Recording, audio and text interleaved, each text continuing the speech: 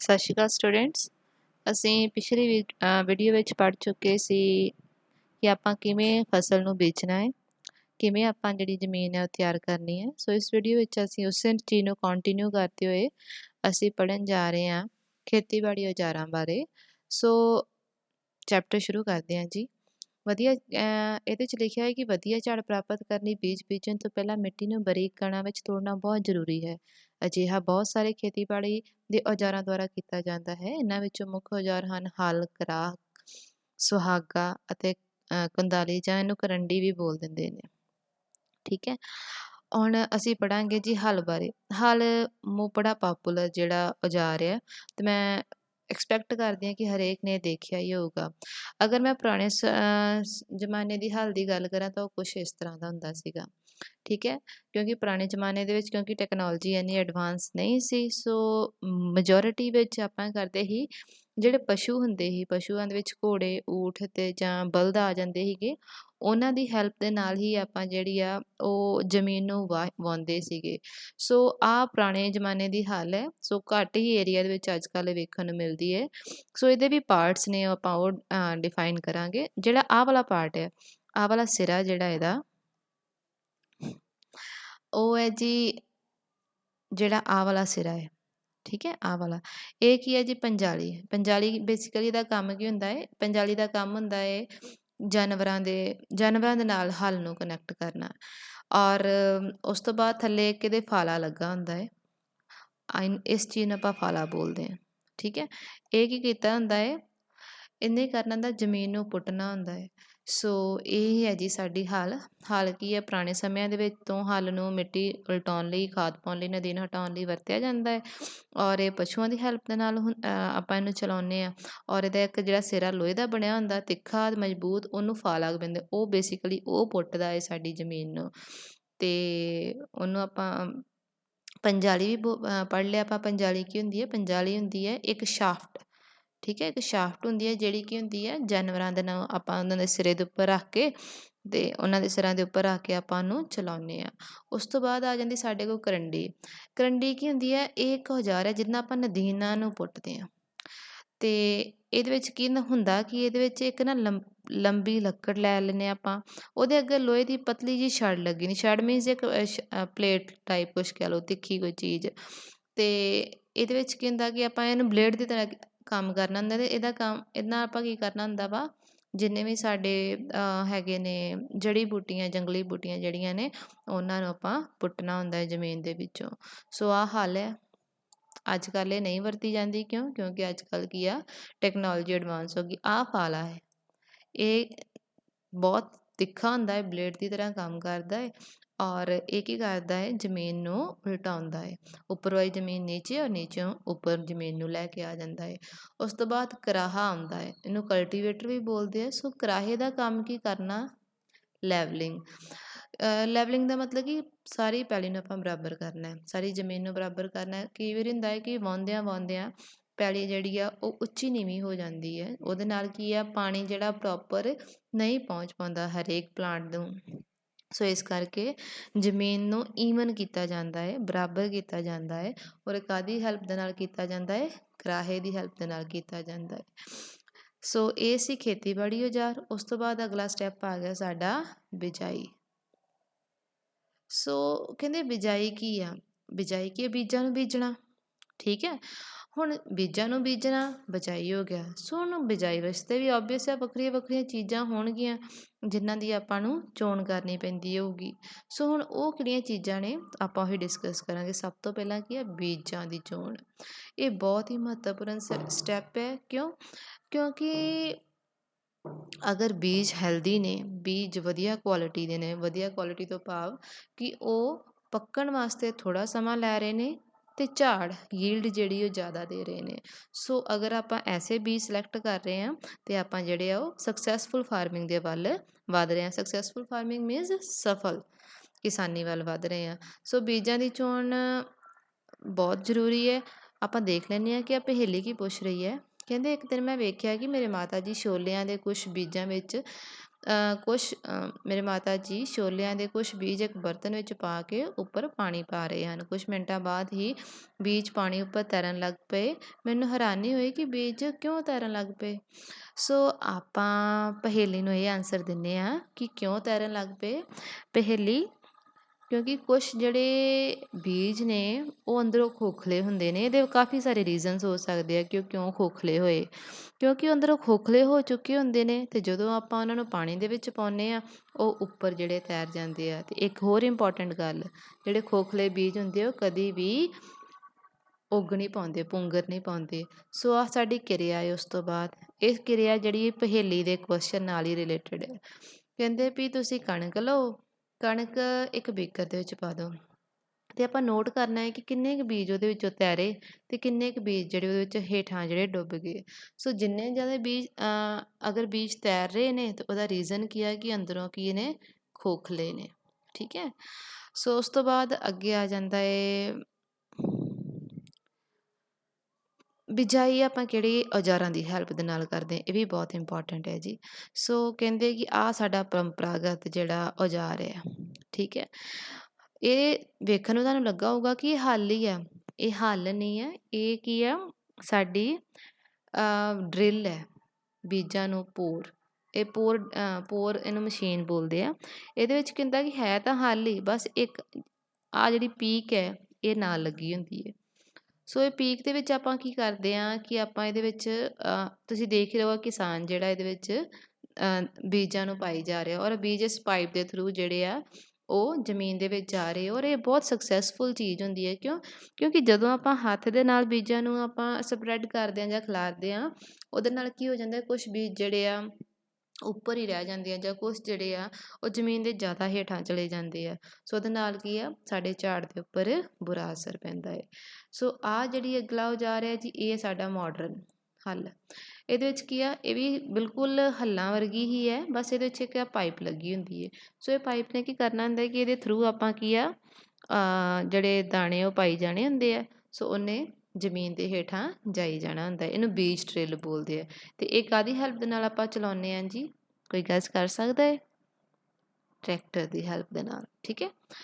ਔਰ ਇਹਦਾ ਇੱਕ ਬੈਨੀਫਿਟ ਹੈ। ਬੈਨੀਫਿਟ ਕੀ ਹੈ, ਕਿਉਂਕਿ ਜਦੋਂ ਆਪਾਂ ਹੱਥ ਦੇ ਨਾਲ ਕੋਈ ਵੀ ਚੀਜ਼ ਬੀਜਾਂਗੇ ਓਬਵੀਅਸ ਸਾਨੂੰ ਟਾਈਮ ਵੀ ਬਹੁਤ ਲੱਗੂਗਾ, ਸਾਡੀ ਐਨਰਜੀ ਤਾਕਤ ਵੀ ਬਹੁਤ ਲੱਗੂਗੀ, ਸਾਡਾ ਖਰਚਾ ਵੀ ਜ਼ਿਆਦਾ ਆਊਗਾ। ਪਰ ਇਹ ਕੀ ਹੁੰਦਾ ਹੈ ਕਿ ਸਾਡਾ ਸਮਾਂ ਵੀ ਬਚਾਉਂਦੀ ਹੈ, ਸਾਡਾ ਖਰਚ ਵੀ ਬਚਾਉਂਦੀ ਹੈ, ਸਾਡੀ ਤਾਕਤ ਵੀ ਬਚਾਉਂਦੀ ਹੈ। ਹੁਣ ਪੰਛੀ ਜਿਹੜੇ ਆ ਉਹ ਬਹੁਤ ਨੁਕਸਾਨ ਕਰਦੇ ਆ ਸਾਡੇ ਬੀਜਾਂ ਨੂੰ। ਕਿਉਂਕਿ ਜਿਹੜੇ ਬੀਜ ਉੱਪਰ ਰਹਿ ਜਾਂਦੇ ਨੇ, ਧਰਤੀ ਦੀ ਸਤ੍ਹਾ ਦੇ ਉੱਪਰ ਰਹਿ ਜਾਂਦੇ ਨੇ, ਉਹ ਉਹਨਾਂ ਨੂੰ ਚੁੱਕ ਕੇ ਖਾ ਜਾਂਦੇ ਨੇ। ਤੋ ਬੂਜੋ ਪੁੱਛ ਰਿਹਾ ਹੈ ਕਿ ਮੇਰਾ ਸਕੂਲ ਹੈ, ਉਹਦੇ ਨੇੜੇ ਇੱਕ ਨਰਸਰੀ ਹੈ, ਅਤੇ ਕਹਿੰਦਾ ਮੈਂ ਵੇਖਿਆ ਕਿ ਛੋਟੇ ਛੋਟੇ ਪੌਦਿਆਂ ਨੂੰ ਥੈਲਿਆਂ ਦੇ ਵਿੱਚ ਕਿਉਂ ਪਤਾ ਨਹੀਂ ਉਗਾਇਆ ਉਹਨਾਂ ਨੇ। ਅਤੇ ਗਾੜੀਓ ਪਹੇਲੀ ਉਹਦਾ ਉੱਤਰ ਦੇ ਰਹੀ ਹੈ ਕਿ ਨਰਸਰੀ ਦੇ ਵਿੱਚ ਕੁਛ ਬੂਟੇ ਉਗਾਏ ਜਾਂਦੇ ਨੇ। ਠੀਕ ਹੈ, ਜਿਵੇਂ ਚਾਵਲ ਹੋ ਗਿਆ। ਇਹ ਇਹੋ ਜਿਹੇ ਬੂਟੇ ਹੁੰਦੇ ਨੇ ਜਿਨ੍ਹਾਂ ਨੂੰ ਆਪਾਂ ਪਹਿਲਾਂ ਉਗਾਉਂਦੇ ਹਾਂ, ਉਹਨਾਂ ਨੂੰ ਉੱਥੋਂ ਪੁੱਟਣ ਤੋਂ ਬਾਅਦ ਫਿਰ ਇੱਕ ਨਵੀਂ ਜਗ੍ਹਾ ਦੇ ਉੱਪਰ ਬੀਜਦੇ ਹਾਂ। ਠੀਕ ਹੈ, ਉਹਨਾਂ ਦੀ ਨਰਸਰੀ ਤਿਆਰ ਕਰਾਉਂਦੇ ਹਾਂ। ਸੋ ਐਸੇ ਪਲਾਂਟਸ ਨੂੰ ਆਪਾਂ ਪਹਿਲਾਂ ਹੀ ਬੀਜਦੇ ਹਾਂ। ਠੀਕ ਹੈ। ਉਸ ਤੋਂ ਬਾਅਦ ਹੁਣ ਇੱਕ ਗੱਲ ਹੋਰ ਹੈ, ਤੁਸੀਂ ਦੇਖਿਆ ਹੋਊਗਾ ਪਨੀਰੀ ਜਿਹੜੀ ਬਹੁਤ ਸੰਘਣੀ ਹੁੰਦੀ ਹੈ, ਧਾਨ ਦੀ ਪਨੀਰੀ ਦੀ ਗੱਲ ਕਰੀਏ, ਝੋਨੇ ਦੀ ਪਨੀਰੀ ਦੀ ਗੱਲ ਕਰੀਏ, ਉਹ ਬਹੁਤ ਸੰਘਣੀ ਹੁੰਦੀ ਹੈ। ਠੀਕ ਹੈ। ਜਿੰਨੀ ਜ਼ਿਆਦਾ ਕੋਈ ਵੀ ਪੌਦੇ ਸੰਘਣੇ ਹੋਣਗੇ ਉਹ ਬਿਲਕੁਲ ਨਹੀਂ ਗਰੋ ਕਰ ਸਕਦੇ। ਰੀਜ਼ਨ ਕੀ ਆ, ਕਿਉਂਕਿ ਨਾ ਤਾਂ ਉਹਨਾਂ ਨੂੰ ਸੂਰਜ ਦਾ ਪ੍ਰਕਾਸ਼ ਮਿਲਦਾ ਹੈ, ਨਾ ਉਹਨਾਂ ਨੂੰ ਪੂਰੇ ਪੋਸ਼ਕ ਤੱਤ ਮਿਲਦੇ ਨੇ, ਅਤੇ ਨਾ ਹੀ ਪਾਣੀ ਜਿਹੜਾ ਭਰਪੂਰ ਮਾਤਰਾ ਦੇ ਵਿੱਚ ਮਿਲਦਾ ਹੈ। ਔਰ ਇਸ ਦੇ ਨਾਲ ਉਹਨਾਂ ਨੂੰ ਜਗ੍ਹਾ ਵੀ ਨਹੀਂ ਪ੍ਰਾਪਤ ਹੁੰਦੀ ਜਿੱਥੇ ਉਹਨਾਂ ਨੇ ਉਗਣਾ ਹੁੰਦਾ ਹੈ। ਇਸ ਕਰਕੇ ਉਹਨਾਂ ਨੂੰ ਪੁੱਟ ਕੇ ਅਤੇ ਆਪਾਂ ਨਵੀਂ ਜਗ੍ਹਾ ਦੇ ਉੱਪਰ ਬੀਜ ਦਿੰਦੇ ਹਾਂ। ਸੋ ਉਸ ਤੋਂ ਬਾਅਦ ਅਗਲਾ ਬਹੁਤ ਇੰਪੋਰਟੈਂਟ ਪ੍ਰੋਸੈਸ ਹੈ ਜੀ, ਖਾਦ ਪਾਉਣਾ। ਇਹ ਵੀ ਬਹੁਤ ਜ਼ਰੂਰੀ ਹੈ। ਜਿੰਨਾ ਜ਼ਰੂਰੀ ਸਹੀ ਬੀਜ ਨੂੰ ਚੁਣਨਾ ਹੈ, ਓਨਾ ਹੀ ਜ਼ਰੂਰੀ ਖਾਦ ਪਾਉਣਾ ਹੈ। ਕਿਉਂਕਿ ਅਗਰ ਖਾਦ ਜਿਹੜੀ ਆ ਉਹ ਨਹੀਂ ਪਾ ਰਹੇ ਆਪਾਂ, ਅਤੇ ਜਿਹੜੇ ਪਲਾਂਟਸ ਨੇ ਉਹ ਸਿਹਤਮੰਦ ਨਹੀਂ ਹੋਣਗੇ। ਸੋ ਬੂਜੋ ਪੁੱਛ ਰਿਹਾ ਹੈ ਜੀ ਕਿ ਮੈਂ ਇੱਕ ਖੇਤ ਦੇ ਵਿੱਚ ਫਸਲ ਵੇਖੀ ਜਿਸ ਦੇ ਪੌਦੇ ਬਹੁਤ ਹੀ ਸਿਹਤਮੰਦ ਸਨ, ਪਰੰਤੂ ਲੱਗਦਾ ਹੈ ਗੁਆਂਢੀ ਖੇਤ ਦੇ ਬਹੁਤ ਕਮਜ਼ੋਰ ਸੀਗੇ। ਸੋ ਇੱਦਾਂ ਕਿਉਂ ਹੁੰਦਾ ਹੈ ਕਿ ਇੱਕ ਖੇਤ ਹੈ ਉਹਦੇ ਵਿੱਚ ਹੈਲਦੀ ਪਲਾਂਟਸ ਨੇ, ਬਹੁਤ ਵਧੀਆ ਪਲਾਂਟਸ ਨੇ, ਔਰ ਦੂਸਰੇ ਖੇਤ ਦੇ ਵਿੱਚ ਇੰਨੇ ਕਮਜ਼ੋਰ ਪਲਾਂਟ ਨੇ। ਸੋ ਇਹਦਾ ਰੀਜ਼ਨ ਇਹ ਹੋ ਸਕਦਾ ਹੈ ਕਿ ਦੂਜੇ ਖੇਤ ਜਿੱਥੇ ਹੈਲਦੀ ਪਲਾਂਟ ਨਹੀਂ ਨੇ, ਉਹਦੇ ਕਿਸਾਨ ਨੇ ਜਾਂ ਉਸਦੇ ਮਾਲਕ ਨੇ ਉੱਥੇ ਖਾਦ ਨਹੀਂ ਪਾਈ ਹੋਊਗੀ। ਸੋ ਹੁਣ ਆਪਾਂ ਪਤਾ ਕਰਦੇ ਹਾਂ ਕਿ ਖਾਦ ਕੀ ਕਰਦੀ ਹੈ। ਕਹਿੰਦੇ ਸਾਨੂੰ ਪਤਾ ਹੈ ਕਿ ਮਿੱਟੀ ਫਸਲ ਨੂੰ ਪੋਸ਼ਕ ਤੱਤ ਪ੍ਰਦਾਨ ਕਰਦੀ ਹੈ। ਠੀਕ ਹੈ, ਪੋਸ਼ਕ ਤੱਤ ਮੀਨਸ ਜਿਹੜੇ ਪਲਾਂਟਸ ਦੇ ਵਾਧੇ ਲਈ ਬਹੁਤ ਇੰਪੋਰਟੈਂਟ ਹੁੰਦੇ ਨੇ। ਠੀਕ ਹੈ, ਤਾਂ ਉਸ ਤੋਂ ਬਾਅਦ ਕਹਿੰਦੇ ਕੀ ਆ ਕਿ ਹੁਣ ਜਦੋਂ ਆਪਾਂ ਲਗਾਤਾਰ ਕਿਸੇ ਵੀ ਫਸਲ ਦੇ ਵਿੱਚ ਜਿਹੜੀ ਆਪਾਂ ਉਹ ਬੀਜ ਹੀ ਜਾ ਰਹੇ ਹਾਂ ਫਸਲ ਨੂੰ, ਉਹਦੇ ਨਾਲ ਕੀ ਹੋਊਗਾ ਕਿ ਜਿਹੜੀ ਮਿੱਟੀ ਆ ਉਹਦੀ ਟੈਂਡੈਂਸੀ ਘੱਟ ਜਾਊਗੀ, ਉਹਦੀ ਤਾਕਤ ਘੱਟ ਜਾਊਗੀ, ਸ਼ਮਤਾ ਘੱਟ ਜਾਊਗੀ ਕਿ ਉਹ ਆਪਣੇ ਜਿਹੜੀ ਨਿਊਟ੍ਰੀਐਂਟਸ ਨੇ, ਆਪਣੇ ਜਿਹੜੇ ਪੋਸ਼ਕ ਤੱਤ ਨੇ, ਉਹਨਾਂ ਨੂੰ ਦੁਬਾਰਾ ਰੀਗੇਨ ਕਰ ਸਕੇ, ਦੁਬਾਰਾ ਲੈ ਸਕੇ। ਸੋ ਇਸ ਕਰਕੇ ਉੱਥੇ ਜਿਹੜੇ ਪਲਾਂਟਸ ਨਹੀਂ ਵਧੀਆ ਉੱਗਣਗੇ। ਸੋ ਇਹਦਾ ਹੱਲ ਕੀ ਹੈ? ਇਹਦਾ ਹੱਲ ਹੈ ਕਿ ਜਿਹੜਾ ਵਿਸ਼ੇਸ਼ ਤੱਤ ਉਹਦੇ ਵਿੱਚੋਂ ਘਟ ਗਿਆ ਹੈ ਉਹਨੂੰ ਖਾਦ ਦੇ ਰੂਪ ਵਿੱਚ ਆਪਾਂ ਮਿੱਟੀ ਨੂੰ ਦੇ ਦਈਏ, ਤਾਂ ਸੋ ਦੈਟ ਕਿ ਸਾਡੇ ਜਿਹੜਾ ਪਲਾਂਟਸ ਨੇ ਉਹ ਜ਼ਿਆਦਾ ਵਧੀਆ ਤਰੀਕੇ ਦੇ ਨਾਲ ਅੱਗੇ ਵੀ ਉੱਗਦੇ ਰਹਿਣ। ਹੁਣ ਖਾਦਾਂ ਬਾਰੇ ਪੜ੍ਹਦੇ ਹਾਂ ਕਿ ਖਾਦਾਂ ਕਿੰਨੇ ਪ੍ਰਕਾਰ ਦੀਆਂ ਹੋ ਸਕਦੀਆਂ ਨੇ, ਤੇ ਤੁਸੀਂ ਪੜ੍ਹ ਹੀ ਰਹੇ ਹੋ ਕਿ 2 ਪ੍ਰਕਾਰ ਦੀਆਂ ਨੇ। ਪਹਿਲੀ ਹੈਗੀ ਹੈ ਜੀ ਰੂੜੀ ਖਾਦ, ਤੇ ਦੂਸਰੀ ਹੈ ਸਾਡੇ ਕੋਲ ਰਸਾਇਣਿਕ ਖਾਦ। ਹੁਣ ਰੂੜੀ ਕੀ ਹੈ? ਮੈਨੂੰ ਲੱਗਦਾ ਹੈ ਕਿ ਪੰਜਾਬ ਦੇ ਹਰੇਕ ਬੱਚੇ ਨੂੰ ਪਤਾ ਹੋਊਗਾ ਕਿ ਰੂੜੀ ਕੀ ਹੈ। ਰੂੜੀ ਉਹ ਚੀਜ਼ ਹੁੰਦੀ ਹੈ ਕਿ ਜਿੱਥੇ ਆਪਾਂ ਜਾਨਵਰਾਂ ਦਾ ਵੇਸਟ, ਜਿਹਦੇ ਵਿੱਚ ਉਹਨਾਂ ਦਾ ਗੋਬਰ ਆ ਜਾਂਦਾ ਹੈ, ਮਲ ਮੂਤਰ ਆ ਜਾਂਦਾ ਹੈ, ਔਰ ਹਿਊਮਨਸ ਦਾ ਵੇਸਟ ਜਿਹਦੇ ਵਿੱਚ ਸਾਡੇ ਘਰ ਦੇ ਕੂੜੇ ਔਰ ਜੋ ਵੀ ਸਾਡੀਆਂ ਸਬਜ਼ੀਆਂ ਦਾ ਬਚਿਆ ਖੁਚਿਆ ਆ ਜਾਂਦਾ ਹੈ, ਉਹਨੂੰ ਆਪਾਂ ਰੂੜੀ ਕਰਦੇ ਹਾਂ। ਪਰ ਅੱਜ ਕੱਲ੍ਹ ਬੜੇ ਦੁਖਾਂਤ ਦੀ ਗੱਲ ਹੈ ਕਿ ਲੋਕ ਜਿਹੜੇ ਆ ਪਲਾਸਟਿਕ ਵੀ ਰੂੜੀ ਦੇ ਉੱਪਰ ਸੁੱਟ ਰਹੇ ਨੇ, ਜੋ ਕਿ ਬਹੁਤ ਹੀ ਨੁਕਸਾਨਦਾਇਕ ਹੈ ਸਾਡੀ ਭੂਮੀ ਦੇ ਲਈ। ਸੋ ਕਹਿੰਦੇ ਰੂੜੀ ਖਾਦ ਕੀ ਹੈ? ਇਹ ਕਾਰਬਨਿਕ ਪਦਾਰਥ ਹੁੰਦੇ ਨੇ। ਕਾਰਬਨਿਕ ਪਦਾਰਥ ਦਾ ਮਤਲਬ ਕੀ ਆ ਕਿ ਇਹਦੇ ਵਿੱਚ ਕਾਰਬਨ ਬਹੁਤ ਜ਼ਿਆਦਾ ਹੁੰਦੀ ਹੈ। ਜਿੰਨੇ ਵੀ ਲਿਵਿੰਗ ਆਰਗੈਨਿਜ਼ਮ ਨੇ ਉਹਨਾਂ ਦਾ ਜਿਹੜਾ ਵੀ ਵੇਸਟ ਮਿਲਦਾ ਹੈ ਸਾਨੂੰ, ਉਹਦੇ ਵਿੱਚ ਕਾਰਬਨ ਹੀ ਹੁੰਦਾ ਹੈ। ਠੀਕ ਹੈ, ਔਰ ਅਪਘਟਨ ਦਾ ਮਤਲਬ ਡਿਗਰੇਡੇਸ਼ਨ। ਅਪਘਟਨ ਦਾ ਮਤਲਬ ਕਿ ਜਦੋਂ ਕੋਈ ਚੀਜ਼ ਟੁੱਟ ਜਾਂਦੀ ਹੈ ਉਹਨੂੰ ਅਪਘਟਨ ਬੋਲਦੇ ਆ। ਹੁਣ ਸਾਡੇ ਜੀਵ ਜੰਤੂਆਂ ਦੇ ਪਦਾਰਥ ਨੇ, ਉਹ ਜਦੋਂ ਉਹਨਾਂ ਦੇ ਉੱਪਰ ਜਿਹੜੇ ਆ ਛੋਟੇ ਛੋਟੇ ਆਰਗੈਨਿਜ਼ਮਸ ਗਰੋ ਕਰਦੇ ਆ ਤਾਂ ਉਹਨਾਂ ਨੂੰ ਤੋੜ ਦਿੰਦੇ ਆ। ਸੋ ਐਂਡ 'ਤੇ ਕੀ ਹੁੰਦਾ ਹੈ, ਸਾਡੇ ਕੋਲ ਫਿਰ ਕੁਝ ਸਮੇਂ ਬਾਅਦ ਰੂੜੀ ਬਣ ਜਾਂਦੀ ਹੈ। ਉਸ ਰੂੜੀ ਨੂੰ ਆਪਾਂ ਖਾਦ ਦੇ ਤੌਰ 'ਤੇ ਵਰਤਦੇ ਹਾਂ। ਇੱਕ ਹੋਰ ਰੂੜੀ ਹੈ ਜਿਹਨੂੰ ਆਪਾਂ ਬੋਲਦੇ ਹਾਂ ਵਰਮੀ ਕੰਪੋਸਟਿੰਗ, ਤੇ ਇਹ ਗੰਡੋਇਆਂ ਦੀ ਖਾਦ ਹੁੰਦੀ ਹੈ ਜੀ। ਤੇ ਉਸ ਤੋਂ ਬਾਅਦ ਸਾਡੀ ਅੱਗੇ ਕਿਰਿਆ ਆ ਗਈ ਆ, ਅਸੀਂ ਇਹਦੇ ਵੱਲ ਵੀ ਇੱਕ ਝਾਤੀ ਲੈ ਲੈਂਦੇ ਹਾਂ। ਸੋ ਕਹਿੰਦੇ ਮੂੰਗੀ ਜਾਂ ਛੋਲਿਆਂ ਦੇ ਕੁਝ ਬੀਜ ਲਓ, ਉਹਨਾਂ ਨੂੰ ਪੁੰਗਰਨ ਲਈ ਰੱਖ ਦਿਓ, ਤੇ ਇਹਨਾਂ ਨੂੰ ਵਿੱਚੋਂ 3 ਬਰਾਬਰ ਆਕਾਰ ਦੇ ਪੁੰਗਰੇ ਹੋਏ ਛੋਟੇ ਪੌਦੇ ਲਓ। 3 ਗਲਾਸ ਹੁਣ 3 ਖਾਲੀ ਗਲਾਸ ਜਾਂ ਬੀਕਰ ਲਓ, ਉਹਨਾਂ ਉੱਤੇ ਊੜਾ, ਐੜਾ ਤੇ ਈੜੀ ਦੇ ਨਿਸ਼ਾਨ ਲਗਾਓ। ਬੀਕਰ ਊੜਾ ਵਿੱਚ ਥੋੜ੍ਹੀ ਜਿਹੀ ਮਿੱਟੀ ਗੋਬਰ ਨਾਲ ਮਿਲਾ ਕੇ ਪਾਓ। ਬੀਕਰ ਐੜਾ ਵਿੱਚ ਥੋੜ੍ਹੀ ਜਿਹੀ ਮਿੱਟੀ ਯੂਰੀਆ ਨਾਲ ਮਿਲਾ ਕੇ ਪਾਓ, ਅਤੇ ਬੀਕਰ ਈੜੀ ਵਿੱਚ ਬਿਨਾਂ ਕਿਸੇ ਖਾਦ ਤੇ ਮਿੱਟੀ ਪਾਓ। ਸੋ ਚਿੱਤਰ 1.3 ਵਿੱਚ ਹੁਣ ਇੱਕ ਬੀਕਰ ਵਿੱਚ ਬਰਾਬਰ ਮਾਤਰਾ ਵਿੱਚ ਪਾਣੀ ਪਾਓ ਅਤੇ ਛੋਟੇ ਜਿਹੇ ਬੀਜ ਅਤੇ ਛੋਟੇ ਪੌਦੇ ਬੀਜ ਦਿਓ। ਇਹਨਾਂ ਤਿੰਨਾਂ ਬੀਕਰਾਂ ਨੂੰ ਸੁਰੱਖਿਅਤ ਜਗ੍ਹਾ 'ਤੇ ਰੱਖੋ ਅਤੇ ਹਰ ਰੋਜ਼ ਪਾਣੀ ਦਿਓ। ਸੋ ਆਪਾਂ ਨੋਟ ਕਰਨਾ ਹੈ ਕੀ ਹੋਇਆ ਕੀ। ਸੋ ਜਿਵੇਂ ਕਿ ਤੁਸੀਂ ਦੇਖ ਹੀ ਰਹੇ ਹੋ, ਸਭ ਤੋਂ ਘੱਟ ਵਾਧਾ ਕਿਹਦੇ ਵਿੱਚ ਹੈ? ਸੀ ਦੇ ਵਿੱਚ। ਕਿਉਂ? ਕਿਉਂਕਿ ਨਾ ਤੇ ਆਪਾਂ ਇੱਥੇ ਖਾਦ ਪਾਈ ਔਰ ਨਾ ਹੀ ਇੱਥੇ ਆਪਾਂ ਜਿਹੜੀ ਰੂੜੀ ਪਾਈ। ਔਰ ਸੋ ਇਹਦੇ ਨਾਲ ਕਹਿੰਦੇ ਕੀ ਹੋਇਆ ਕਿ ਉਹਦੀ ਜਿਹੜੀ ਗਰੋਇੰਗ ਪਾਵਰ ਹੀ, ਉਹਦੀ ਵਧਣ ਸ਼ਕਤੀ ਹੀ, ਉੱਤੇ ਬਹੁਤ ਹੀ ਬੁਰਾ ਅਸਰ ਪਿਆ। ਸੋ ਏ ਤੇ ਬੀ ਦੇ ਵਿੱਚ ਕਿਉਂਕਿ ਆਪਾਂ ਇੱਥੇ ਪਾਇਆ ਸੀਗਾ ਖਾਦ ਪਾਈ ਸੀਗੀ, ਬੀ ਦੇ ਵਿੱਚ ਆਪਾਂ ਯੂਰੀਆ ਪਾਇਆ, ਤੇ ਬੀ ਦੇ ਵਿੱਚ ਕੀ ਹੈ ਸਭ ਤੋਂ ਜ਼ਿਆਦਾ ਜਿਹੜੀ ਆ ਉਹ ਗਰੋਇੰਗ ਆਪਾਂ ਦੇਖ ਸਕਦੇ ਹਾਂ। ਸੋ ਹੁਣ ਅੱਗੇ ਸਾਡੇ ਕੋਲ ਰਸਾਇਣਿਕ ਖਾਦਾਂ। ਰਸਾਇਣਿਕ ਖਾਦਾਂ ਮੀਨਸ ਜੋ ਕੈਮੀਕਲਸ ਤੋਂ ਬਣਦੀਆਂ ਨੇ। ਸੋ ਰਸਾਇਣਿਕ ਖਾਦਾਂ ਕੀ ਹੁੰਦੀਆਂ ਨੇ? ਜਿਹਦੇ ਵਿੱਚ ਪੋਸ਼ਕ ਤੱਤ ਹੁੰਦੇ ਨੇ, ਜਿੱਦਾਂ ਨਾਈਟ੍ਰੋਜਨ, NPK ਖਾਦ ਹੁੰਦੀ ਹੈ, ਸਾਡੇ ਕੋਲ DAP ਖਾਦ ਹੁੰਦੀ ਹੈ। ਸੋ ਇਹਦੇ ਨਾਲ ਕੀ ਹੁੰਦਾ ਹੈ ਕਿ ਇਹ ਖਾਦਾਂ ਬੇਸਿਕਲੀ ਆਪਾਂ ਬਣਦੀਆਂ ਨੇ ਫੈਕਟਰੀਆਂ ਦੇ ਵਿੱਚ। ਠੀਕ ਹੈ, ਇਹਨਾਂ ਦੀਆਂ ਉਦਾਹਰਨਾਂ ਕੀ ਆ? ਯੂਰੀਆ ਖਾਦ, ਅਮੋਨੀਅਮ ਸਲਫੇਟ ਖਾਦ, ਸੁਪਰ ਫਾਸਫੇਟ ਖਾਦ, ਪੋਟਾਸ਼, NPK। ਇਸ NPK ਦੀ ਫੁੱਲ ਫਾਰਮ ਹੈਗੀ ਹੈ ਨਾਈਟ੍ਰੋਜਨ, ਫਾਸਫੋਰਸ ਤੇ ਪੋਟਾਸ਼ੀਅਮ। ਇਹ ਖਾਦਾਂ ਹੁੰਦੀਆਂ ਨੇ ਔਰ ਇਹ ਕਿਸਾਨ ਜਿਹੜੇ ਯੂਜ਼ ਕਰਦੇ ਨੇ ਇਹਨਾਂ ਨੂੰ, ਔਰ ਇਹਨਾਂ ਦੀ ਵਰਤੋਂ ਦੇ ਨਾਲ ਕਹਿੰਦੇ ਕੀ ਹੁੰਦਾ ਹੈ ਕਿ ਜਿੰਨੇ ਵੀ ਕਮੀ ਹੁੰਦੀ ਹੈ ਜ਼ਮੀਨ ਦੇ ਵਿੱਚ, ਉਹ ਸਾਰੀ ਦੀ ਸਾਰੀ ਜਿਹੜੀ ਪੂਰੀ ਹੋ ਜਾਂਦੀ ਹੈ, ਔਰ ਜਿਹੜੀ ਸਾਡੀ ਫਸਲ ਆ ਉਹ ਬਹੁਤ ਹੀ ਸਿਹਤਮੰਦ ਹੁੰਦੀ ਹੈ। ਪਰ ਇੱਕ ਗੱਲ ਇੱਥੇ ਨੋਟ ਕਰਨ ਵਾਲੀ ਹੈ, ਜਿੰਨੀ ਜ਼ਿਆਦਾ ਅਸੀਂ ਰਸਾਇਣਿਕ ਖਾਦ ਦੀ ਵਰਤੋਂ ਕਰਾਂਗੇ ਉਹ ਉਲਟਾ ਅਸਰ ਦੇ ਜਾਂਦੀ ਹੈ। ਉਲਟਾ ਅਸਰ ਦਾ ਭਾਵ ਸਾਡੀ ਭੂਮੀ ਨੂੰ ਦੂਸ਼ਿਤ ਕਰ ਜਾਂਦੀ ਹੈ, ਪ੍ਰਦੂਸ਼ਣ ਕਰ ਜਾਂਦੀ ਹੈ। ਪਾਣੀ ਦੇ ਪ੍ਰਦੂਸ਼ਣ ਲਈ ਮੁੱਖ ਜ਼ਿੰਮੇਵਾਰ ਹੁੰਦੇ ਨੇ। ਸੋ ਇਸ ਕਰਕੇ ਸਾਨੂੰ ਰਸਾਇਣਿਕ ਖਾਦਾਂ ਪਾਉਣੀਆਂ ਚਾਹੀਦੀਆਂ ਨੇ, ਪਰ ਇੱਕ ਮਿਕਦਾਰ ਦੇ ਅਕੋਰਡਿੰਗ। ਲੋੜ ਤੋਂ ਵੱਧ ਕੀ ਆ, ਨਹੀਂ ਪਾਉਣੀ ਚਾਹੀਦੀ। ਉਸ ਤੋਂ ਬਾਅਦ ਕੀ ਆ, ਕੁਦਰਤੀ ਖਾਦ ਜਿਹੜੀ ਆ ਉਹਦੀ ਵੀ ਵਰਤੋਂ ਕਰਨੀ ਚਾਹੀਦੀ ਹੈ। ਠੀਕ ਹੈ। ਹੁਣ ਰੂੜੀ ਖਾਦ ਦੀ ਭੂਮੀ ਗਠਨ ਦੇ ਵਿੱਚ ਸੁਧਾਰ ਲਿਆਉਂਦੀ ਹੈ ਤੇ ਉਸਨੂੰ ਪਾਣੀ ਨੂੰ ਸੋਖਾਂ। ਹੁਣ ਜਿਹੜੇ ਕਹਿੰਦੇ ਰੂੜੀ ਪਾਉਂਦੇ ਆ ਨਾ ਅਸੀਂ, ਇਹਦੀ ਇੱਕ ਇਹਨੇ ਨੋ ਡਾਊਟ ਕਿ ਸਾਡੀ ਭੂਮੀ ਨੂੰ ਜਿਹੜਾ ਵਾ ਫਰਟਾਈਲ ਤੇ ਕਰਨਾ ਹੀ ਕਰਨਾ ਵਾ, ਨਾਲ ਕਿ ਪਾਣੀ ਨੂੰ ਸੋਖਣ ਦੀ ਟੈਂਡੈਂਸੀ ਵੀ ਵਧਾ ਦੇਣੀ ਹੈ, ਔਰ ਜਿੰਨੇ ਸਾਰੇ ਪੌਸ਼ਟਿਕ ਤੱਤ ਨੇ ਉਹ ਵੀ ਪੂਰੇ ਕਰ ਦੇਣੇ ਆ। ਫਸਲ ਚੱਕਰ ਭੂਮੀ ਦੀ ਊਰਜਾ ਸ਼ਕਤੀ ਵਧਾਉਣ ਦਾ ਇੱਕ ਹੋਰ ਵਧੀਆ ਤਰੀਕਾ ਹੈ। ਫਸਲ ਚੱਕਰ ਆਪਾਂ ਕੀ ਬੋਲਦੇ ਹਾਂ ਕਿ ਇਸ ਵਾਰ ਅਸੀਂ ਜੋ ਫਸਲ ਬੀਜੀਏ ਉਸ ਤੋਂ ਹਟ ਕੇ ਅਗਲੇ ਹੋਰ ਕੋਈ ਫਸਲ ਬੀਜ ਲਈਏ। ਕਿਉਂ? ਕਿਉਂਕਿ ਹਰੇਕ ਫਸਲ ਦੀ ਰਿਕੁਆਇਰਮੈਂਟ, ਆਪਣੀ ਰਿਕੁਆਇਰਮੈਂਟ ਤੋਂ ਭਾਵ ਆਪਣੀ ਆਪਣੀ ਜ਼ਰੂਰਤ ਹੁੰਦੀ ਹੈ। ਕਿਸੇ ਫਸਲ ਨੂੰ ਕੋਈ ਨਿਊਟਰੀਐਂਟ ਜ਼ਿਆਦਾ ਚਾਹੀਦਾ, ਕਿਸੇ ਨੂੰ ਕੋਈ ਐਲੀਮੈਂਟ ਜ਼ਿਆਦਾ ਚਾਹੀਦਾ ਹੈ।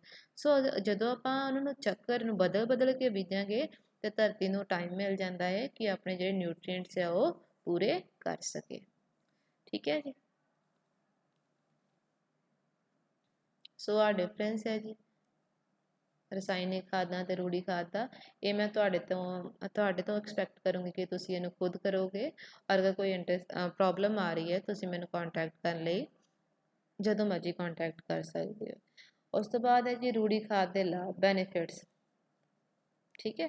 ਪਹਿਲੀ ਇਹ ਕੀ ਹੈ ਕਿ ਪਾਣੀ ਨੂੰ ਸੋਖਣ ਦੀ ਸਮਰੱਥਾ ਨੂੰ ਵਧਾਉਂਦਾ ਹੈ। ਦੂਸਰਾ ਕੀ ਹੈ, ਮੁਸਾਮਦਾਰ ਬਣਾਉਂਦਾ ਹੈ। ਮਤਲਬ ਮੁਸਾਮਦਾਰ ਦਾ ਮਤਲਬ ਕਿ ਪੋਰਸ। ਪੋਰਸ ਮੀਨਸ ਜਿਹਦੇ ਵਿੱਚ ਕੀ ਆ, ਪਾਰਟੀਕਲਸ ਹੁੰਦੇ ਨੇ ਇੱਦਾਂ ਛੋਟੇ ਛੋਟੇ, ਉਹਦੇ ਵਿੱਚ ਗੈਪ ਜਿਹੜਾ ਵਾ ਉਹ ਜ਼ਿਆਦਾ ਆ ਜਾਂਦਾ ਹੈ। ਸੋ ਜਦੋਂ ਉਹਦੇ ਵਿੱਚ ਗੈਪ ਜ਼ਿਆਦਾ ਆ ਜਾਊਗਾ ਉਹਦੇ ਨਾਲ ਕਹਿੰਦੇ ਕੀ ਹੋਊਗਾ ਕਿ ਗੈਸਾਂ ਜ਼ਿਆਦੀਆਂ ਰਹਿਣ ਲੱਗ ਪੈਂਦੀਆਂ ਨੇ। ਸੋ ਜਦੋਂ ਗੈਸ ਸੋਇਲ ਦੇ ਵਿੱਚ ਜ਼ਿਆਦਾ ਹੋਊਗੀ ਉਹਦੇ ਨਾਲ ਕੀ ਆ, ਇੱਕ ਤੇ ਉਹ ਪੋਲੀ ਰਹਿੰਦੀ ਹੈ, ਪਲਾਂਟ ਨੂੰ ਗਰੋ ਕਰਨ ਵਿੱਚ ਹੈਲਪ ਹੁੰਦਾ ਹੈ। ਸੈਕਿੰਡ ਕੀ ਹੁੰਦਾ ਹੈ ਕਿ ਐਕਸਚੇਂਜ, ਵਟਾਂਦਰਾ ਜਿਹੜਾ ਵਾ ਉਹ ਸੌਖਾ ਹੋ ਜਾਂਦਾ ਹੈ। ਤੇ ਤੀਸਰਾ ਕਿ ਕੀੜੇ, ਕਿਉਂਕਿ ਮਿੱਟੀ ਦੇ ਮਿੱਤਰ ਨੇ, ਤਾਂ ਉਹਨਾਂ ਦੀ ਵੀ ਫਿਰ ਜਦੋਂ ਆਪਾਂ ਰੂੜੀ ਪਾਵਾਂਗੇ ਤੇ ਉਹਨਾਂ ਦੀ ਸੰਖਿਆ ਵੀ ਜ਼ਿਆਦਾ ਵੱਧਦੀ ਹੈ, ਔਰ ਭੂਮੀ ਦੀ ਬਣਤਰ ਜਿਹੜੀ ਆ ਉਹਦੇ ਵਿੱਚ ਵੀ ਸੁਧਾਰ ਆ ਜਾਂਦਾ ਹੈ। ਸੋ ਆਪਾਂ ਹੁਣ ਤੱਕ ਕੀ ਕੀਤਾ, ਹੁਣ ਤੱਕ ਆਪਾਂ ਕੀਤਾ ਕਿ ਆਪਾਂ ਮਿੱਟੀ ਕਿਵੇਂ ਤਿਆਰ ਕਰਨੀ, ਬੀਜ ਕਿਵੇਂ ਬੀਜਣਾ ਹੈ, ਖਾਦਾਂ ਕਿਵੇਂ ਪਾਉਣੀਆਂ ਹੈ, ਉਸ ਤੋਂ ਬਾਅਦ ਆ ਗਿਆ ਪਾਣੀ, ਇਰੀਗੇਸ਼ਨ, ਸਿੰਚਾਈ, ਪਾਣੀ ਕਿਵੇਂ ਦੇਣਾ ਹੈ। ਇਹ ਤਾਂ ਸਾਨੂੰ ਪਤਾ ਹੈ ਕਿ ਸਾਰੇ ਸੰਜੀਵ ਮੀਨਸ ਜੀਵ, ਉਹਨਾਂ ਨੂੰ ਜਿਉਂਦੇ ਰਹਿਣ ਲਈ ਪਾਣੀ ਦੀ ਲੋੜ ਤਾਂ ਹੈ ਹੀ ਹੈ। ਹੁਣ ਪੌਦਿਆਂ ਨੂੰ ਢੁਕਵੇਂ ਵਾਧੇ ਲਈ, ਫੁੱਲਾਂ ਅਤੇ ਫਲਾਂ ਅਤੇ ਬੀਜਾਂ ਦੇ ਵਿਕਾਸ ਲਈ ਪਾਣੀ ਬਹੁਤ ਮਹੱਤਵਪੂਰਨ ਹੈ। ਪਾਣੀ ਪੌਦਿਆਂ ਦੀਆਂ ਜੜ੍ਹਾਂ ਦੁਆਰਾ ਸੋਖਿਆ ਜਾਂਦਾ ਹੈ। ਦੇਸੀ ਖਾਦ ਅਤੇ ਰਸਾਇਣਿਕ ਖਾਦ ਵੀ ਪਾਣੀ ਦੇ ਨਾਲ ਹੀ ਸੋਖੀਆਂ ਜਾਂਦੀਆਂ ਹਨ। ਪਾਣੀ ਇਸ ਲਈ ਬਹੁਤ ਜ਼ਰੂਰੀ ਹੈ ਕਿਉਂਕਿ ਖੁਸ਼ਕ ਹਾਲਾਤਾਂ ਵਿੱਚ ਬੀਜਾਂ ਦਾ ਪੁੰਗਰਨਾ ਅਸੰਭਵ ਹੈ। ਪਾਣੀ ਵਿੱਚ ਘੁਲੇ ਹੋਏ ਪੋਸ਼ਕ ਤੱਤ ਪੌਦੇ ਦੇ ਹਰੇਕ ਅੰਗ ਤੱਕ ਨਹੀਂ ਪਹੁੰਚ ਜਾਂਦੇ। ਸੋ ਪਾਣੀ ਫਸਲ ਨੂੰ ਠੰਡੀਆਂ ਅਤੇ ਗਰਮ ਹਵਾਵਾਂ ਸਮੇਂ ਬਚਾ ਕੇ ਰੱਖਦਾ ਹੈ। ਭੂਮੀ ਵਿੱਚ ਨਮੀ ਦੀ ਮਾਤਰਾ ਬਣਾਈ ਰੱਖਣ ਲਈ ਖੇਤਾਂ ਨੂੰ ਲਗਾਤਾਰ ਸਿੰਚਾਈ ਦੀ ਲੋੜ ਹੁੰਦੀ ਹੈ ਤਾਂ ਕਿ ਸਿਹਤਮੰਦ ਫਸਲ ਪ੍ਰਾਪਤ ਕੀਤੀ ਜਾ ਸਕੇ। ਸੋ ਇਹ ਤਾਂ ਮੈਂ ਬਹੁਤਾ ਔਖਾ ਨਹੀਂ ਸਮਝਦੀ ਇਸ ਚੀਜ਼ ਨੂੰ ਕਿ ਸਿੰਚਾਈ ਨੂੰ ਸਮਝਣਾ ਕੋਈ ਔਖਾ ਹੋਊਗਾ। ਸਭ ਨੂੰ ਪਤਾ ਹੈ ਕਿ ਪਾਣੀ ਸਭ ਲਈ ਬਹੁਤ ਜ਼ਰੂਰੀ ਹੈ। ਅਗਰ ਜ਼ਮੀਨ ਹੀ ਸੁੱਕ ਗਈ ਤਾਂ ਪੌਦਾ ਪਾਣੀ ਕਿੱਥੋਂ ਲਊਗਾ। ਸੋ ਇਸ ਕਰਕੇ ਸਮੇਂ ਸਿਰ ਧਰਤੀ ਨੂੰ ਪਾਣੀ ਲਾਉਣਾ ਬਹੁਤ ਜ਼ਰੂਰੀ ਹੈ। ਸੈਕਿੰਡ ਕੀ ਹੋਊਗਾ ਕਿ ਅਗਰ ਆਪਾਂ ਪਾਣੀ ਨਹੀਂ ਦੇ ਰਹੇ, ਜਿੰਨੀਆਂ ਵੀ ਖਾਦਾਂ ਪਾਈਆਂ ਨੇ ਉਹ ਸੋਖਣਗੀਆਂ ਕਿਵੇਂ ਜ਼ਬਤ ਹੋਣਗੀਆਂ ਧਰਤੀ ਦੇ ਵਿੱਚ। ਸੋ ਉਹਦੇ ਲਈ ਵੀ ਪਾਣੀ ਚਾਹੀਦਾ ਹੈ ਜੀ। ਠੀਕ ਹੈ। ਤੇ ਪਾਣੀ ਕਿਹੜੀ ਫਸਲ ਨੂੰ ਕਿੰਨਾ ਚਾਹੀਦਾ ਹੈ ਇਹ ਡਿਪੈਂਡ ਕਰਦਾ ਹੈ ਜੀ ਕਿ ਫਸਲ ਕਿਹੜੀ ਹੈ ਔਰ ਭੂਮੀ ਦੀ ਕਿਸਮ ਕਿਹੜੀ ਹੈ। ਭੂਮੀ ਦੀ ਕਿਸਮ ਮੀਨਸ ਰੇਤਲੀ ਮਿੱਟੀ ਹੈ ਉਹ ਪਾਣੀ ਜ਼ਿਆਦਾ ਜ਼ਬਤ ਕਰਦੀ ਹੈ ਐਸ ਕੰਪੇਅਰ ਟੂ ਆਪਾਂ ਗੱਲ ਕਰਦੇ ਹਾਂ ਦੂਸਰੀ ਸੋਇਲਸ ਦੇ ਬਰਾਬਰ। ਤੋ ਬਸ ਬੂਜੋ ਪੁੱਛ ਰਿਹਾ ਹੈ, ਇਸ ਸਾਲ ਮੈਂ ਪੌਦਿਆਂ ਨੂੰ ਪਾਣੀ ਦੇਣ ਲਈ ਪੂਰੀ ਸਾਵਧਾਨੀ ਵਰਤਾਂਗਾ। ਪਿਛਲੇ ਸਾਲ ਮੇਰੇ ਪੌਦੇ ਗਰਮੀਆਂ ਵਿੱਚ ਪਾਣੀ ਦੀ ਘਾਟ ਕਾਰਨ ਸੁੱਕ ਗਏ ਤੇ ਮਰ ਗਏ। ਹਾਂ ਬੂਜੋ, ਬਿਲਕੁਲ ਪਾਣੀ ਬਿਲਕੁਲ ਸਹੀ ਪਾਉਣਾ ਤੂੰ ਪੌਦਿਆਂ ਨੂੰ। ਅੱਗੇ ਜੀ ਆਪਾਂ ਨੂੰ ਪਾਣੀ ਕਿੱਥੋਂ ਮਿਲ ਸਕਦਾ ਹੈ। ਸਿੰਚਾਈ ਦੇ ਸੋਮੇ ਕਿਹੜੇ ਹੋ ਸਕਦੇ ਨੇ। ਖੂਹ ਜੋ ਅੱਜ ਕੱਲ੍ਹ ਬਹੁਤ ਘੱਟ ਨੇ, ਟਿਊਬਵੈੱਲ, ਬਹੁਤ ਜ਼ਿਆਦਾ ਨੇ ਅੱਜ ਕੱਲ੍ਹ। ਛੱਪੜ, ਇਹ ਵੀ ਸਾਨੂੰ ਪਿੰਡਾਂ ਵਿੱਚ ਆਮ ਹੀ ਮਿਲ ਜਾਂਦੇ ਨੇ। ਝੀਲਾਂ, ਦਰਿਆ, ਬੰਨ ਅਤੇ ਨਹਿਰਾਂ। ਸੋ ਉਸ ਤੋਂ ਅੱਗੇ ਆ ਗਿਆ ਸਿੰਚਾਈ ਦੇ ਰਵਾਇਤੀ ਟ੍ਰੈਡੀਸ਼ਨਲ ਮੈਥਡ ਕਿਹੜੇ ਕਿਹੜੇ ਹੁੰਦੇ ਸੀ। ਆ ਖੂਹ ਹੈ, ਠੀਕ ਹੈ, ਪਰ ਅੱਜ ਕੱਲ੍ਹ ਇਹ ਵੀ ਨਹੀਂ ਸਾਨੂੰ ਦੇਖਦੇ। ਕਿਉਂ? ਕਿਉਂਕਿ ਪਾਣੀ ਦਾ ਲੈਵਲ ਜਿਹੜਾ ਬਹੁਤ ਨੀਚੇ ਚਲਾ ਗਿਆ ਹੈ। ਇਸ ਕਰਕੇ ਸਾਨੂੰ ਪਾਣੀ ਬਹੁਤ ਸੰਭਾਲ ਕੇ ਵਰਤਣਾ ਚਾਹੀਦਾ ਹੈ। ਤੋ ਇਹ ਟ੍ਰੈਡੀਸ਼ਨਲ ਮੈਥਡ ਆ ਗਏ। ਕਹਿੰਦੇ ਪਹਿਲਾਂ ਹੀ ਖੂਹ, ਝੀਲਾਂ, ਨਹਿਰਾਂ ਦੇ ਦੁਆਰਾ ਹੀ ਪਾਣੀ ਪਹੁੰਚਾਇਆ ਜਾਂਦਾ ਸੀਗਾ। ਤੋ ਹੁਣ ਕਹਿੰਦੇ ਕਿ ਇਹ ਇਸ ਲਈ ਇਹ ਢੰਗ ਬਹੁਤ ਸਸਤੇ ਹਨ, ਪਰੰਤੂ ਕਾਰਗਰ ਨਹੀਂ ਸਿੱਧ ਹੁੰਦੇ। ਕੁਝ ਰਵਾਇਤੀ ਤਰੀਕੇ ਹਨ, ਜਿੱਦਾਂ ਘਿਰਨੀ ਪ੍ਰਣਾਲੀ, ਚੇਨ ਪੰਪ, ਟੇਕਲੀ ਦੁਆਰਾ, ਗਟਕ ਜਾਂ ਰਹਟ ਜਾਂ ਹਲਟ। ਸੋ ਇਹ ਸਾਰੇ ਟ੍ਰੈਡੀਸ਼ਨਲ ਮੈਥਡ ਨੇ। ਆ ਟੇਕਲੀ ਹੈ ਜੀ, ਆ ਚੇਨ ਪੰਪ ਹੈ, ਇਹਦੇ 'ਚ ਖੂਹ ਤੋਂ ਪਾਣੀ ਨਿਕਲਦਾ ਹੈ ਔਰ ਬਾਹਰ ਜਾਂਦਾ ਹੈ। ਆ ਘਿਰਨੀ ਹੈ ਔਰ ਆ ਹਲਟ ਹੈ। ਇਹਦੇ ਵਿੱਚ ਕੀ ਬਲਦ ਲਾਇਆ ਜਾਂਦਾ ਹੈ ਔਰ ਬਲਦ ਜਿਹੜਾ ਵਾ ਉਹ ਖੂਹ ਨੂੰ ਚਲਾਉਂਦਾ। ਆ ਖੂਹ ਦੀਆਂ ਟਿੰਡਾਂ ਨੇ। ਸੋ ਬਸ ਇਹਦੇ ਵਿੱਚ ਕੀ ਸੀਗਾ, ਜਾਨਵਰਾਂ ਦੀ ਹੈਲਪ ਦੇ ਨਾਲ ਜਾਂ ਮਨੁੱਖ ਆਪ ਜਿਹੜਾ ਵਾ ਉਹ ਪਾਣੀ ਲਗਾਉਂਦਾ ਸੀਗਾ।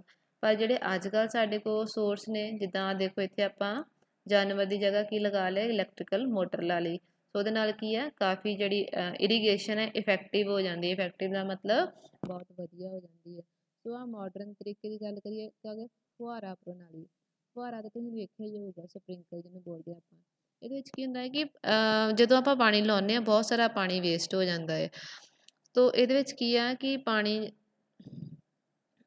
ਇਹ ਪ੍ਰਣਾਲੀ ਅਣਪੱਧਰੀ ਜ਼ਮੀਨ ਲਈ ਬਹੁਤ ਲਾਭਦਾਇਕ ਹੈ। ਅਣਪੱਧਰੀ ਮੀਨਜ਼ ਕੋਈ ਜ਼ਮੀਨ ਜਿਹੜੀ ਹੈ ਕਿਤੇ ਉੱਚੀ ਹੈ, ਕਿਤੇ ਉਹ ਨੀਵੀਂ ਹੈ। ਸੋ ਉੱਥੇ ਬਹੁਤ ਵਧੀਆ ਹੈ, ਠੀਕ ਹੈ। ਸੋ ਇਹਦੇ ਵਿੱਚ ਕੀ ਹੁੰਦਾ ਕਿ ਫੁਹਾਰੇ ਤਰੀਕਾ ਹੁੰਦਾ, ਫੁਹਾਰੇ ਵਰਗਾ ਕੋਈ ਚੀਜ਼ ਲੱਗੀ ਹੁੰਦੀ ਹੈ, ਉਹ ਕੀ ਪਾਣੀ ਉੱਪਰ ਨੂੰ ਸੁੱਟਦਾ ਹੈ। ਉਹਦੇ ਲਾਗੇ ਚਾਗੇ ਪਲਾਂਟਸ ਜਿਹੜੇ ਹੁੰਦੇ ਨੇ, ਉਹਨਾਂ ਸਾਰਿਆਂ ਨੂੰ ਪਾਣੀ ਮਿਲ ਜਾਂਦਾ ਹੈ। ਛੋਟੀਆਂ ਛੋਟੀਆਂ ਨੋਜ਼ਲਾਂ ਲੱਗੀਆਂ ਹੁੰਦੀਆਂ ਨੇ, ਨੋਜ਼ਲਾਂ ਦੇ ਵਿੱਚੋਂ ਪਾਣੀ ਬਾਹਰ ਆਉਂਦਾ ਹੈ ਅਤੇ ਇੰਝ ਲੱਗਦਾ ਜਿਵੇਂ ਵਰਖਾ ਹੋ ਰਹੀ ਹੋਵੇ, ਠੀਕ ਹੈ। ਉਸ ਤੋਂ ਬਾਅਦ ਆ ਗਿਆ ਤੁਪਕਾ ਪ੍ਰਣਾਲੀ। ਤੁਪਕਾ ਪ੍ਰਣਾਲੀ ਮੀਨਜ਼ ਡ੍ਰਿਪ ਸਿਸਟਮ। ਇਹ ਵੀ ਬਹੁਤ ਵਧੀਆ ਸਿਸਟਮ ਹੈ, ਜਿਹਦੇ ਨਾਲ ਅਸੀਂ ਪਾਣੀ ਨੂੰ ਬਚਾ ਸਕਦੇ ਹਾਂ। ਇਹਦੇ ਵਿੱਚ ਕੀ ਹੁੰਦਾ ਕਿ ਪਾਣੀ ਤੁਪਕਾ ਤੁਪਕਾ ਕਰਕੇ ਜੜ੍ਹਾਂ ਵਾਲੀ ਜਗ੍ਹਾ 'ਤੇ ਛੱਡਿਆ ਜਾਂਦਾ ਹੈ ਅਤੇ ਇਸ ਨੂੰ ਤੁਪਕਾ ਪ੍ਰਣਾਲੀ ਆਖਦੇ ਹਨ। ਫਲਦਾਰ ਦਰਖਤ, ਬਾਗਾਂ ਅਤੇ ਆਮ ਦਰਖਤਾਂ ਨੂੰ ਪਾਣੀ ਦੇਣ ਦਾ ਇੱਕ ਬਹੁਤ ਵਧੀਆ ਤਰੀਕਾ ਹੈ। ਇਸ ਪ੍ਰਣਾਲੀ ਦੁਆਰਾ ਦਰਖਤਾਂ ਨੂੰ ਪਾਣੀ ਤੁਪਕਾ ਤੁਪਕਾ ਕਰਕੇ ਪ੍ਰਾਪਤ ਹੁੰਦਾ ਹੈ। ਇਸ ਪ੍ਰਣਾਲੀ ਵਿੱਚ ਪਾਣੀ ਦਾ ਇੱਕ ਵੀ ਤੁਪਕਾ ਅਜਾਈ ਨਹੀਂ ਜਾਂਦਾ। ਪਾਣੀ ਦੀ ਕਮੀ ਵਾਲੇ ਖੇਤਰਾਂ ਵਿੱਚ ਇਹ ਪ੍ਰਣਾਲੀ ਇੱਕ ਵਰਦਾਨ ਹੈ, ਠੀਕ ਹੈ। ਨਦੀਨਾਂ ਤੋਂ ਸੁਰੱਖਿਆ ਜੀ। ਹੁਣ ਕੀ ਹੁੰਦਾ ਹੈ ਕਿ ਆਪਾਂ ਜਦੋਂ ਕੋਈ ਵੀ ਫਸਲ ਬੀਜ ਦਿੰਦੇ ਹਾਂ, ਉਹਦੇ ਨਾਲ ਨਾਲ ਕੀ ਆ, ਵਾਈਲਡ ਪਲਾਂਟਸ, ਜਿਨ੍ਹਾਂ ਨੂੰ ਆਪਾਂ ਵੀਡਸ ਵੀ ਬੋਲਦੇ ਹਾਂ ਜਾਂ ਜੰਗਲੀ ਬੂਟੀਆਂ ਵੀ ਬੋਲਦੇ ਹਾਂ, ਉਹ ਵੀ ਨਾਲ ਉੱਗ ਖੜੀਆਂ ਹੁੰਦੀਆਂ ਨੇ। ਅਤੇ ਉਹਨਾਂ ਦਾ ਨੁਕਸਾਨ ਕੀ ਹੈ ਸਾਨੂੰ, ਕਿ ਜਦੋਂ ਉੱਗ ਖੜੀਆਂ ਹੁੰਦੀਆਂ ਨੇ, ਆਪਾਂ ਕੋਈ ਵੀ ਪਾਣੀ ਦਿੱਤਾ ਫਸਲ ਨੂੰ, ਆਪਾਂ ਕੋਈ ਵੀ ਖਾਦ ਪਾਈ, ਉਹ ਹਮੇਸ਼ਾ ਕੰਪੀਟੀਸ਼ਨ ਕਰਦੀਆਂ ਨੇ, ਹਮੇਸ਼ਾ ਉਸ ਫਸਲ ਕੋਲੋਂ ਖੋਹਦੀਆਂ ਨੇ। ਅਤੇ ਸਿੱਟੇ ਵਜੋਂ ਕੀ ਹੈ, ਸਾਡਾ ਜਿਹੜਾ ਝਾੜ ਜਿਹੜਾ ਵਾ ਉਹ ਘੱਟ ਜਾਂਦਾ ਹੈ। ਬੂਝੋ ਪੁੱਛ ਰਹੀ ਹੈ ਕਿ ਇਹ ਹੋਰ ਵੀ ਪੌਦੇ ਕਣਕ ਦੀ ਫਸਲ ਨਾਲ ਕਿਸੇ ਖਾਸ ਉਦੇਸ਼ ਲਈ ਉਗਾਏ ਗਏ ਸਨ? ਨਹੀਂ ਜੀ, ਪਹੇਲੀ ਇਹ ਨਾਲ ਨਹੀਂ ਸੀ ਉਗਾਏ, ਇਹ ਖੁਦ ਹੀ ਉੱਗ ਗਏ। ਇਸੇ ਕਰਕੇ ਇਹਨਾਂ ਨੂੰ ਜੰਗਲੀ ਕਿਹਾ ਜਾਂਦਾ ਹੈ, ਠੀਕ ਹੈ। ਔਰ ਇਹਨਾਂ ਨੂੰ ਨਦੀਨ ਕਿਹਾ ਜਾਂਦਾ ਹੈ, ਜੰਗਲੀ ਬੂਟੀਆਂ ਨੂੰ। ਤਾਂ ਨਦੀਨਾਂ ਨੂੰ ਬਾਹਰ ਕੱਢਣ ਲਈ ਆਪਾਂ ਗੋਡੀ ਕਰਦੇ ਹਾਂ, ਠੀਕ ਹੈ। ਔਰ ਬਹੁਤ ਜ਼ਰੂਰੀ ਹੁੰਦਾ ਇਹਨਾਂ ਨੂੰ ਬਾਹਰ ਕੱਢਣਾ, ਜਿਵੇਂ ਮੈਂ ਪਹਿਲਾਂ ਦੱਸਿਆ। ਕਿਉਂ? ਕਿਉਂਕਿ ਸਾਡੇ ਪੋਸ਼ਕ ਤੱਤ ਹੋ ਗਏ, ਸਾਡਾ ਪਾਣੀ ਹੋ ਗਿਆ ਜਾਂ ਫਿਰ ਰੌਸ਼ਨੀ ਹੋ ਗਈ, ਉਹਦੇ ਲਈ ਕੰਪੀਟੀਸ਼ਨ ਕਰਦੇ ਨੇ, ਮੁਕਾਬਲਾ ਕਰਦੇ ਨੇ ਫਸਲ ਦੇ ਨਾਲ, ਜਿਹਦੇ ਨਾਲ ਫਸਲ ਦੇ ਝਾੜ ਦੇ ਉੱਪਰ ਮਾੜਾ ਅਸਰ ਪੈਂਦਾ ਹੈ। ਔਰ ਕੁਛ ਨਦੀਨ ਫਸਲ ਦੀ ਵਾਢੀ ਵੇਲੇ ਰੁਕਾਵਟ ਬਣਦੇ ਹਨ, ਕਿਉਂਕਿ ਕੁਛ ਨਦੀਨ ਮਨੁੱਖ ਅਤੇ ਜਾਨਵਰਾਂ ਲਈ ਬਹੁਤ ਹੀ ਜ਼ਹਿਰੀਲੇ ਹੁੰਦੇ ਹਨ।